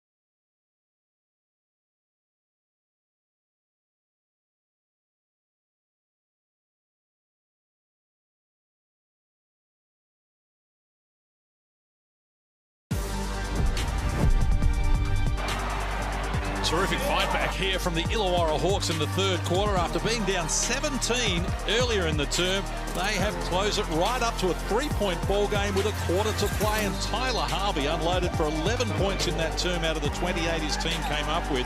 Perth could manage only 14 points and now looking a little nervous. Well, I'm excited because we have a ball game. That man is definitely not excited. He'll be out for the rest of the contest, rolling that ankle halfway through that third quarter. But rotations really interesting, guys, at the end of that third quarter, considering they had a combined 53 points the Wildcats did on the bench in Cotton, Thomas, Manick, and obviously Travers with the rolled ankle. So interesting, that rotation. Let's get an update on Luke Travers. Matty Russell is courtside. You're right, Jenny Screen. He's been confirmed as ruled out for this game, and who knows moving forward. They've got a midweek date with New Zealand in New Zealand, then back to Sydney to end the week. So we don't know whether Luke Travers will recover from that ankle injury in time, as Cotton goes looking for Thomas, comes up empty. Another pendulum swing towards the Hawks.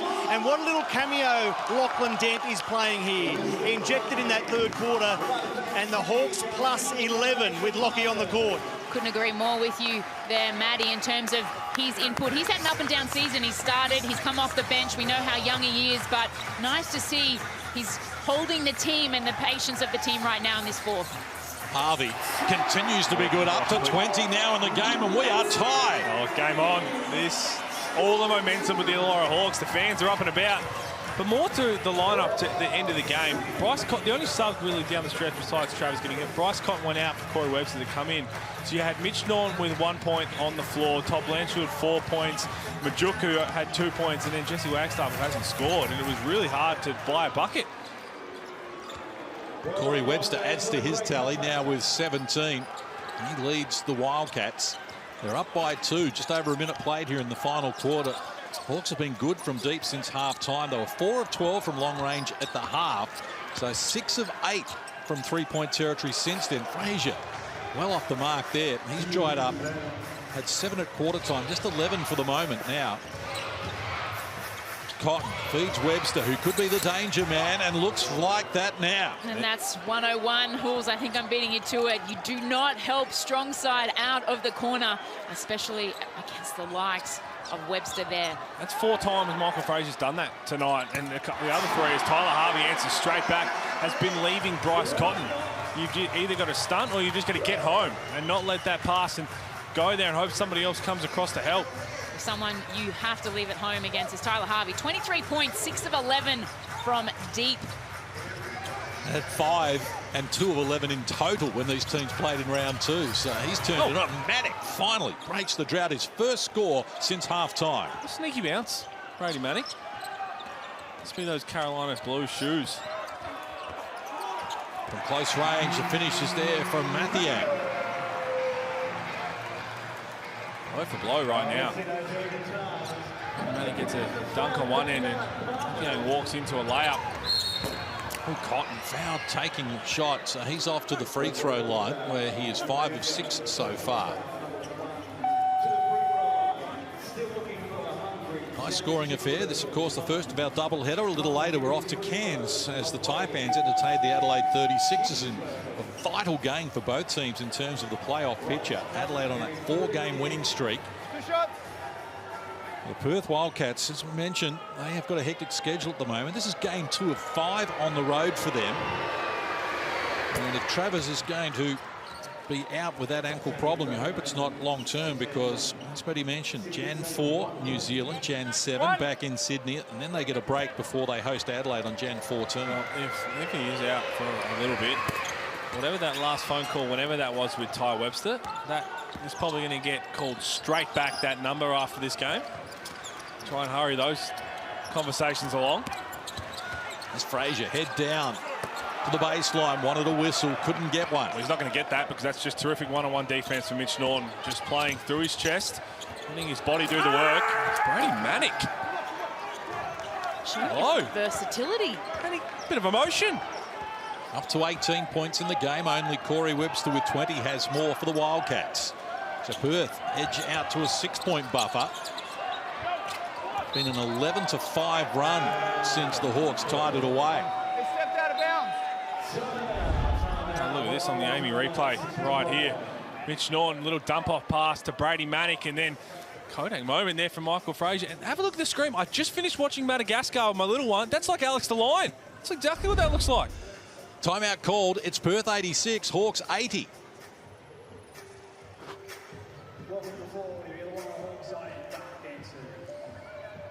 Well, they've let this slip, the Hawks. They tied it up at 75, so 11-5 since then. And all of a sudden, the Wildcats are feeling a little bit better about themselves. Well, absolutely. And it's come through the hands of the like Brady Manic. I love that he stepped up tonight. He's got the 18 points, 6 of 15, but I like the way in which he's doing it. It's not just coming and relying on the three-point shot, which they've recruited him for, and we know we've seen him do it in college, but he's cutting to the bucket off the secondary action on the other side, off penetration through Bryce Cotton. He's also getting himself into the game on the glass. He has 10 rebounds. He's got a double-double, if you don't mind, and the 3 assists as well. So it's a nice, well-rounded game from him, rather than always just relying on from his output from the three-point line.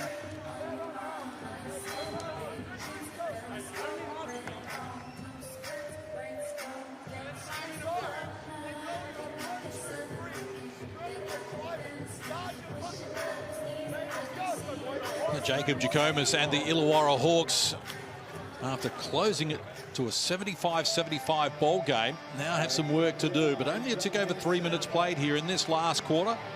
And the Perth Wildcats, well, they are desperate to try and maintain their spot in the upper echelon of the ladder. A good service here from Corey Webster, Brady Manick in the last quarter to steady the ship. But there's still plenty of work to do. Had a good record here in Wollongong. They've won their last 3 and 5 of their last 6 at this venue. As Cotton shares it with Manick, in turn Webster. He elevates and knocks down another. He's got 23 in the game, including 5 of 6 threes as we go to Matt Russell. Yeah, I'll give you the edited version from a really fired-up Jacob Jacoma's timeout. He basically said, boys, I can't hold your hand out there. If you go shot for the Wildcats from here, we get beat. It starts with defence. Guard your man. He wouldn't have been happy the way Perth came out of that timeout. Whoa. They're not going to show on the ball scrum now with Corey Webster as Tyler Harvey tries to answer back. No good there. Corey Webster's 5 of 6 from the three-point line. And with Bryce Cotton on the floor, everybody's worried about this man with the ball.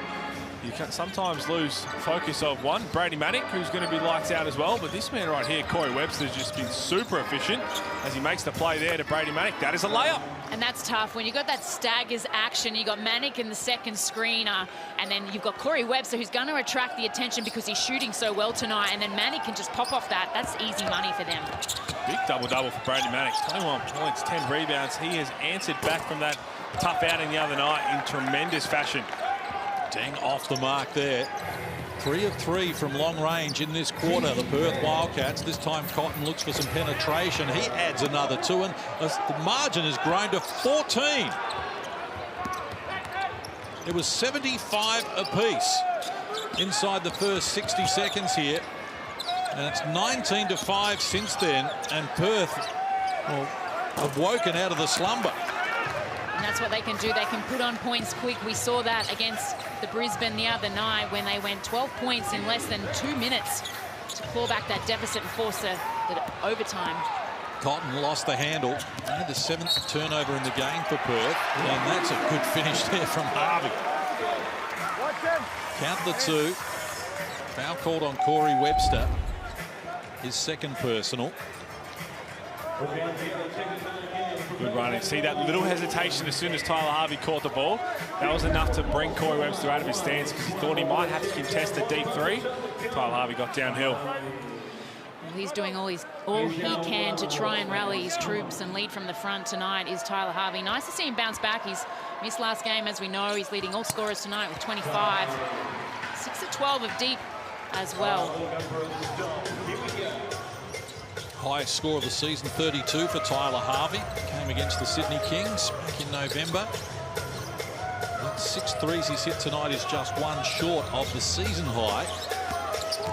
7 threes, the most by a player so far this season in the Hungry Jacks NBL.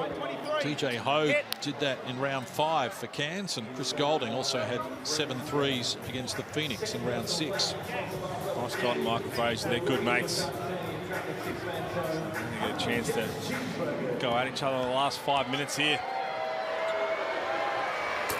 Well, he's not going to give away burgers, but with Hungry Jack's NBL, you can whopper your way to LA. Grab any large burger meal at Hungry Jack's and enter your receipt code to win 4 tickets, flights, spending money and accommodation. We'll get you to a game in the USA as well. HungryJacks.com.au/Whopper LA. So here's Harvey doing it all. Uses Deng with a double-double to his credit. Just can't get it done, but draws a foul on Norton. So Mitch Norton picks up the foul. It's going to be his 4th, which adds to the intrigue here with a tick over 4 minutes remaining. Already Travers out of the game with an ankle injury. If you joined us late, Hayden Seaver went out in the second quarter with a shoulder injury and hasn't been seen since and won't be. So there's still some way to go here. And the Hawks, well, no one would begrudge them a win. Just 2 victories this season. They've lost 2 games in double overtime. They've lost 4 other games by single digits. They're not that far away as the ladder might suggest.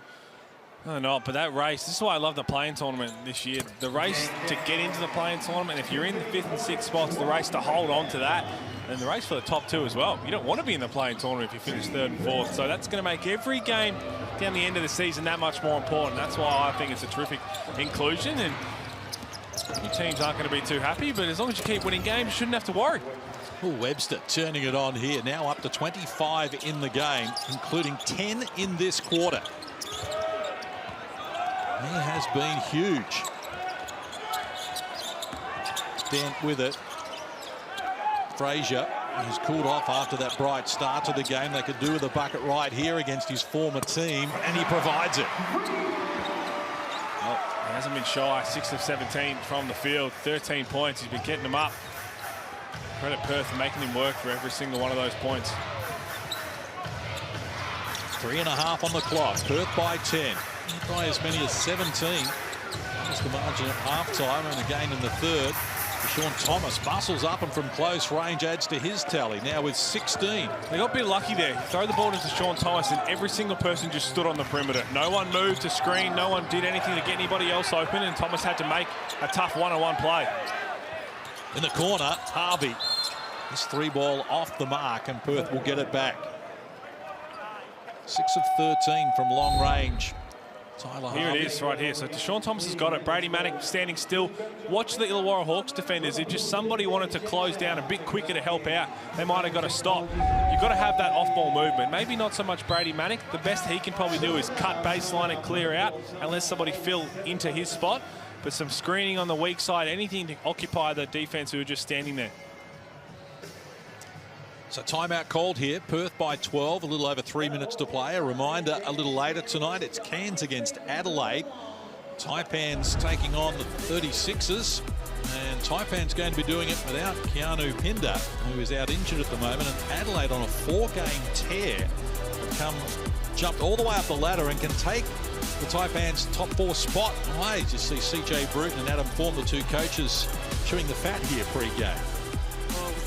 Interesting to see 40 come out and say, I want my players protected. He was talking about MVP candidate Keanu Pinder, who obviously isn't playing tonight. But interesting talk, Cools. He accused United of being a little bit too physical. Well, look, I think the examples he used weren't right. I think they were. It was a bit funny to hear the exact examples in terms of targeting to hurt Pinder. No doubt Pinder's going to get a lot more defensive intensity with the way he's been playing. But if I'm a player, I want my coach to go to bat for me in any situation. I don't care how silly he sounds. That's what I want if I'm a player. That'll make me feel good, and I'm sure it makes Keanu Pinder feel good. So, yes, the examples I don't think were the best ones to use, but in the end, that's if you're Keanu Pinder and the rest of the team, you're like, our coach has got our back no matter what. What more can you ask for? And Cairns are on a 2-game slide, and obviously every game, just like Perth, counts for them as well. You look up players coach in the dictionary, is a picture of Adam Ford. Exactly right, and that's what he's always been. So that's the one reason why I'm not against it, rather than outside of the examples and maybe the wording. But besides that, I'd want to hear that every single day of the week. Wildcats threatening the century mark here again for the 4th time this season. Foul's going to be called on Dent. So 3rd team foul on the Hawks and 3rd foul on Lockie Dent as well. But they've cranked up the offense here in this last quarter, Perth, after being restricted to only 14 in the 3rd. They average 89 a game, which is 3rd in the competition. And they can put points on the board quickly, as Jenny Screen suggested.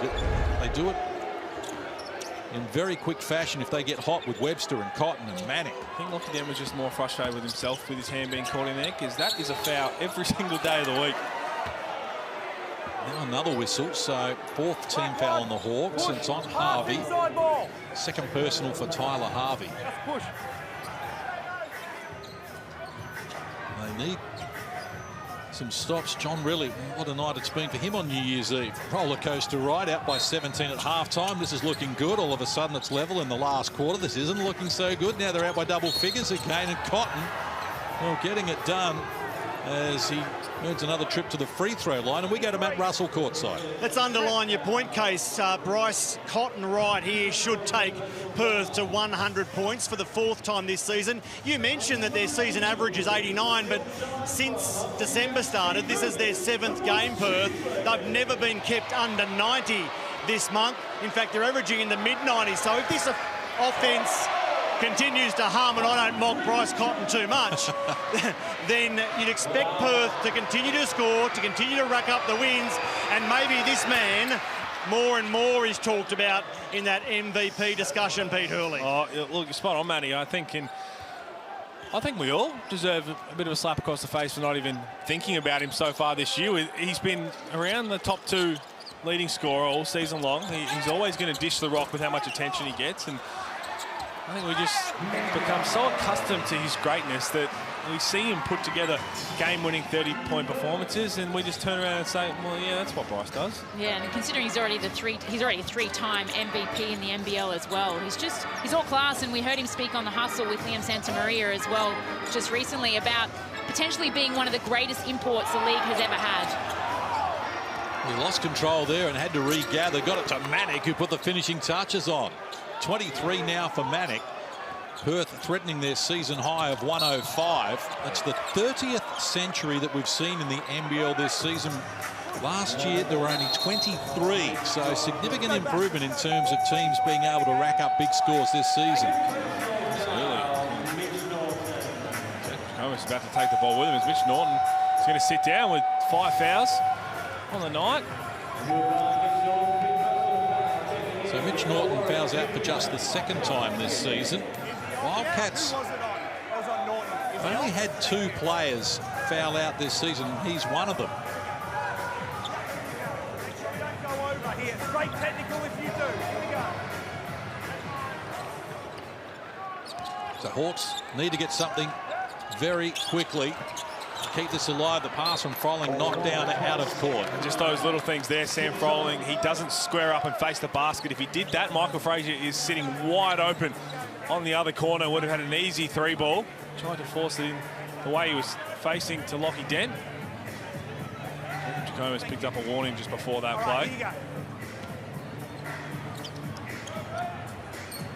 So they've been brave. Good fight back from 17 down to level it up in the last quarter for the Hawks, but just not doing enough at the moment as Frazier is off the mark with a 3-ball. Offensive rebound, a dunk, and drawing a foul. Mathiang. 9 points, 6 boards for him. It's been a good spark. He's a high character. He's always positive. The way he goes about it, loves to talk. It's just good to see him back on the floor and slowly growing throughout the course of the season. Had to come back from a real tough injury, learn to walk again. Just be happy for every opportunity he's on to pick up a basketball. And whatever he produces this season, you expect he's going to improve on again the next season. He makes the back end there, so he's into double figures now. He's got 7 of his 10 here in this quarter, and it's a 10-point game. And while you wouldn't be putting money on the Hawks, stranger things have happened. Well, Perth involved. Remember, it wasn't too long ago. Well, any team this year, we saw Adelaide with their problems securing their last win deep in the game. Webster did well there to find an outlet pass. Got it to Zunic. Now gets it back. Shot clock works to 5 in the paint. Webster can't get the finish. Bucket here is going to be interesting. Froling draws a foul. Perth are over the limit, so free throws to come here. Although Hawks fans would rather the continuation. Sam Froling going to go to the line. Has not been there so far tonight. Stops the clock. Chance for 2. I mean, there'd be no other way to write an NBL script when heading into the new year. Something crazy to happen at the end of this last 70 seconds.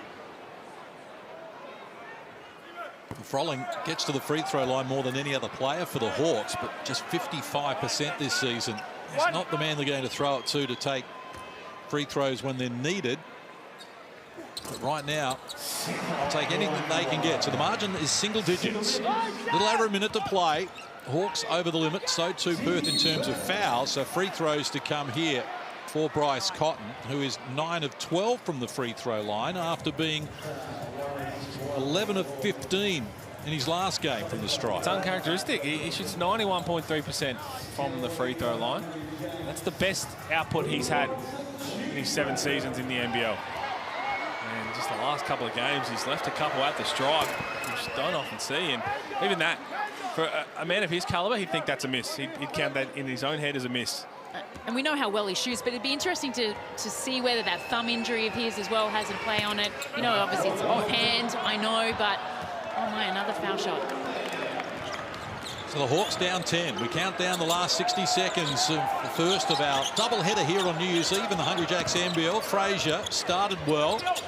Needs help on this occasion, provided by Swakala Bullock now Froling down low. Shot clock at 5. He spins inside. Thomas adds another 2. 19 in the game now, along with 12 boards. They don't need to play the free throw game. They just need to get some stops.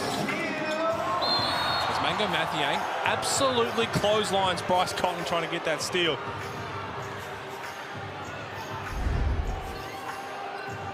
Here's Corey Webster, and then here comes Mathiang. The ball, but I want to use replay center to review for C2 excessive contact. So you hear the referees there. Clear play on the ball. He was clearly trying to steal it and get on the break, but they're going to have a look at it just to see if there's excessive contact to the head. And again, I like that they're having a look at that. There you go. Normal foul. Anytime there's contact to the head, it's worth reviewing. Bryce Cotton going to steady the ship here and steer his team to their 10th win of the season. And put some pressure on the teams just above them. Adelaide took their spot on the ladder with their win. The most recent win. Moved up to 5th Adelaide, but this has been good fight back from the Wildcats here. They were challenged as Harvey earns a trip to the free throw line. Yeah, you're right, Perth. Put the foot down in the 4th quarter, and they had to. This is a game that it's just a must-win for them after dropping that one in Brisbane. Could not afford to lose this. Tom Harvey's been terrific. Good night at the office, isn't it? 27 points. A chance to add one more. He was scoreless in the 2nd quarter. So the margin is 8. 30 seconds remaining. Have a look in the bottom right corner, the quarter by quarter. That's how tipsy-turvy this game has been. Basically like 4 mini games within it. Illawarra looked great in the 1st quarter and the 3rd quarter. You're right. Black 13. Outstanding in the rest. And that's what I think the score doesn't really justify. Is Illawarra could have waved the flag and said we're done when they were down by 16 points, but they showed some fight, they showed some blue-collar work, and they just found a way to claw them back. And if anything, they can walk away from this game tonight knowing that they made Perth have to work for this win. I think that's something that Jacob Jacobus has been talking about, is they've turned a corner, really, in the last 3 weeks in terms of their mindset, the way they've been in games for an extended period of time. We've got burgers. We've got New Year's burgers. Well done, Corey Webster. Not for the first time. He shouts burgers. Code word is lines. Go get them if you're in New South Wales. They're going to give away burgers, but they're going to get the result as Sean Thomas takes out some anger on the rim and throws it down with authority. Highest score of the season for the Perth Wildcats at 107. So they have done it in style, but they've had to dig deep to do it because the Hawks challenged them, tied the ball game away at the start of this final quarter. But in the final analysis, Perth get the win. It's Perth 107, Illawarra 97. That's just a win they had to get. Didn't matter if it was ugly at times. When they put the foot down, they ran away with it, and they had many guys who stood up when it mattered most. The Luke Travers injury, that's one to watch because that's a significant one. I thought he was terrific in the 18 minutes he played. Bryce Cotton did his thing. He had 24 points, 12 of 16 from the free throw line. That's 31 free throws in his last 2 games. And in the end, they run out 10-point winners and 107 points. If you put up 107, you're going to win most games you play. Well, we know that the offense hasn't been their problem all season. Their ability to score, they're 3rd in the league in terms of scoring. It's just the defensive end. They're giving up 86 points per game. They gave up 97 against the top teams. They've got to try and reel it in a little bit defensively. Let's go courtside for some reaction. Matty Russell's got our Footlocker player of the game. Casey's the Footlocker player of the game with good reason. Brady Manick, 23 points, 10 rebounds, 5 assists, 0 turnovers, a perfect 4 of 4 at the free throw line. What's your reaction to that stat line? It's exciting. He came out here, had a bad game a couple nights ago. Came out, wanted to play better. Put my mind to it, just wanted to play better, and I did. And it showed, and just got to keep going. You referred to your bad game. It was the overtime loss against Brisbane. You went 0 of 5 on the night. So what was your mindset coming here tonight? Don't go 0 for 5. That was my mindset. I was going to go down swinging, so I was just going to go out there and play hard. And that's what I did. When did you know you're on? When did you know you're in for a big night? since Brisbane. I knew that I just wanted to come in and play hard. I keep saying that, but it's true, and I just got to keep going. From a team perspective, you've now won 5 of your last 6. Great to bounce straight back from the Brisbane defeat. How do you feel about Perth right now? We're playing well, but for us, we got a hard stretch coming up. We got a couple teams there at the top that we gotta compete with. We gotta play hard. Brady Manick, great performance. Congratulations. Happy New Year. Brady Manick, our Foot Locker player of the game, a $250 voucher coming his way. Started slowly, just 2 points in the opening quarter, but then had 12 in the second, and from then on was good. Tell you what, Case, it's probably the best mindset I've heard. That's the best way to go out and play. And I love that he turned his focus after that Brisbane game immediately for this one. And that's the beauty of playing a lot of games in quick succession. If you have a poor night, you don't have to worry about it for an extended period of time, a week or so. You're straight back on the floor in 48 hours time, and you get to right the wrongs, and that's exactly what he did. He was outstanding, 23 points, 10 rebounds. We haven't seen that activity from him on the glass all season long. And that's what we want to see. We know he can score and he has that capability, but it's the other things he brought tonight that I really love. Those 10 rebounds, 5 assists, and I thought his defense at times was pretty on point, so a pretty good reason why he's a player of the game. Let's go back to courtside with Matt Russell.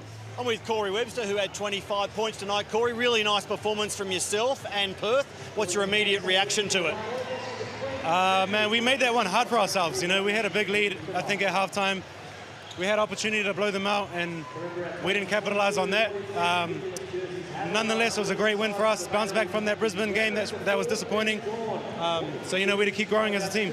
You're led by 17, you referred to it, then next minute they're 75 all. What was said at that period? How are you able to go on with the job? I mean, you just continue going on. Like, every team's going to make their runs. You need to stay solid through that patch. But against the better teams, and when it comes down to the end of the season, you can't afford to do that. So we need to grow from that one, learn from that, but we'll be good. Yourself, Bryce, there's some offense in this team, but talk to us about Brady Manick tonight. Yeah, Brady was great tonight. He was aggressive. He didn't get too down on himself. He stayed with it. We need to rebound better as a team. We've obviously got the offensive weapons on our team, but our defense and our defensive rebounding for sure, we've got to work on that. But, we're working on that every day, so hopefully it gets better. You just posted your highest score of the season. This month you haven't been kept under 90. How good can the Wildcats be offensively? We can be a great offensive team. We got weapons all over the floor, shooters all over the floor, great decision makers. We just need to trust each other, move the ball, get to the second side in our offense, and, we're very dangerous. Now, Perth fans love having one Webster, especially when he plays like that. Might the Wildcats have 2 Websters soon? We'll have to wait and see, man. Come on, you can tell us more than that. How long will it be? Hey, wait and see. Wait and see. I'm not leaking nothing. It might be a happy new year when the two brothers combine again. Who knows when that is? We'll have to wait and see. Corey Webster, congratulations tonight. Thank you, sir. Appreciate it. Good on you, mate. Very well handled, Corey Webster. Politician in him, as well as being a very astute basketball player. And he was good tonight because at times when they started to lose their way, he was the man that sort of pulled them back together. Well, I thought his first quarter was absolutely emphatic. He led from the front for the boys out in the West, and he did it at both ends of the floor as well. I thought at times his defense was sensational. But not only his ability to score from mid-range and from deep, but he can find players when need to. And even though he was a politician case, I think his look gave it away in terms of potentially his brother joining the West. Oh, did he what? I mean, again, there's not much more he can answer. The way he did it was perfect. A nice big smile on his face. And as we said, the Luke Travis thing is one to watch. And whatever the last phone call with Tyron Webster was, I think is going to be ramped up after this. Yeah, a lot to look forward to for the Wildcats. They get it done here by 10 points. It's 107-97, their win over the Hawks after Illawarra had tied the ball game away in the first minute of the last quarter. We've got more for you here on Hungry Jack's New Year's Eve. Of course, Cairns and Adelaide still to come, but we'll be back with more to wrap it up here. Again, Perth and Illawarra in just a moment.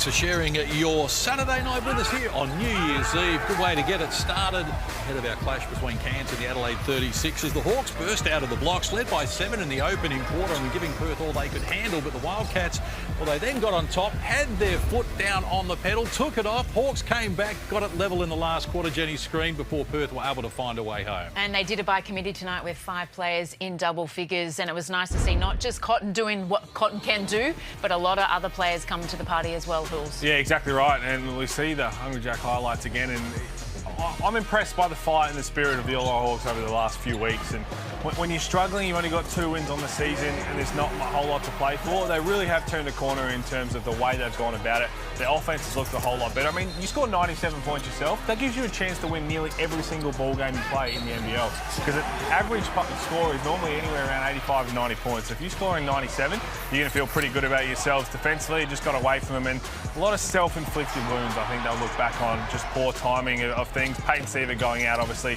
does hurt them, even though he doesn't put a whole lot of points on the board. But 15 offensive rebounds for the Hawks. That's terrific. That is all about energy. That's all about effort. And that is a massive win, even though you lost the game.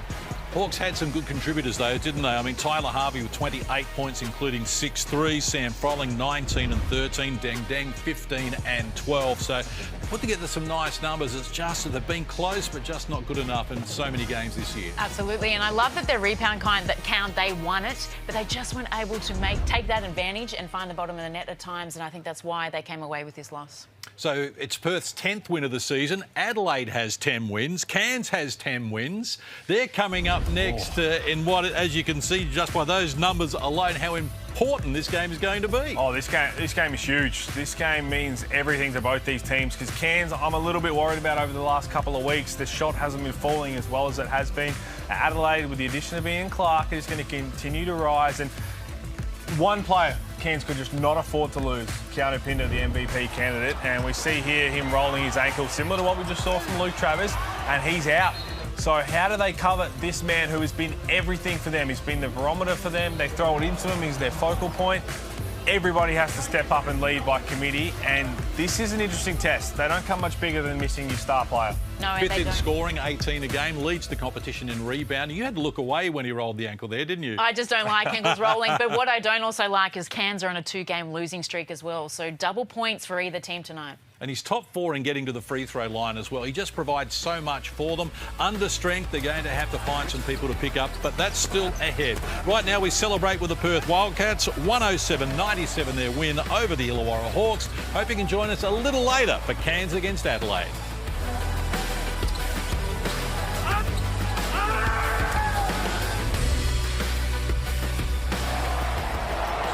This program is brought to you by Hungry Jack's and Bunnings Warehouse.